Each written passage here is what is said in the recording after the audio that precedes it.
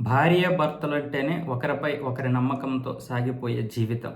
అలాంటి జీవితంలో కొంతమంది మంచివారు కూడా చిన్న చిన్న ఇబ్బందులకు గురవుతూ ఉంటారు. అయితే ఇక్కడ అనయ, శుభం అనే దంపతులైతే ఒక ఫన్నీ అగ్రీమెంట్ అయితే చేసుకున్నారు. అది ఫన్నీ అని మనకనిపించిన కొంత లోతైనటువంటి విషయాలు కూడా అందులో ఉన్నాయి. చిన్న చిన్న ఇబ్బందులు ప్రతిరోజు ఉంటాయి.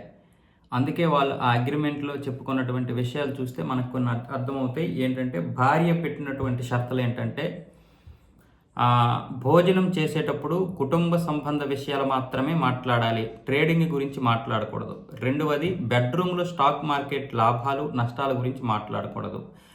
మూడవది నన్ను బ్యూటీ కాయిన్ క్రిస్టోపై అని పిలవడం మానేయాలి. ఇక నాలుగవది రాత్రి 9 గంటల తర్వాత ట్రేడింగ్‌కి సంబంధించిన యాప్స్, వీడియోలు చూడకూడదు అంటూ భార్య అయితే కండిషన్లు పెట్టింది. అలాగే భర్త కూడా కొన్ని కండిషన్లు పెట్టాడు. అవేంటంటే శుభం ప్రవర్తన, అంటే నా ప్రవర్తన గురించి అమ్మకు ఫిర్యాదు చేయడం అనయ్య మానేయాలి. అంటే అనయ్య అంటే తన భార్య.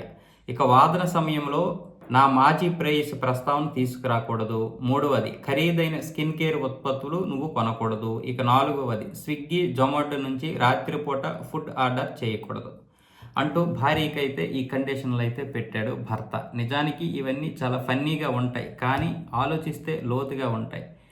ఎందుకంటే భార్య కొనే వస్తువులపైన, అలాగే రాత్రిపూట వండకుండా కుటుంబ సభ్యులకి తన చేతితో వండినటువంటి ఫుడ్ పెట్టకుండా ఆర్డర్ పెడుతుంటే కొంతమంది భర్తలకు కూడా కొంచెం అనీజీగా ఉంటుంది. కుటుంబంలో కొన్ని మనస్పర్ధలు కూడా వచ్చే అవకాశాలు ఉంటాయి ప్రతిసారి జొమాటో పైన ఆధారపడితే.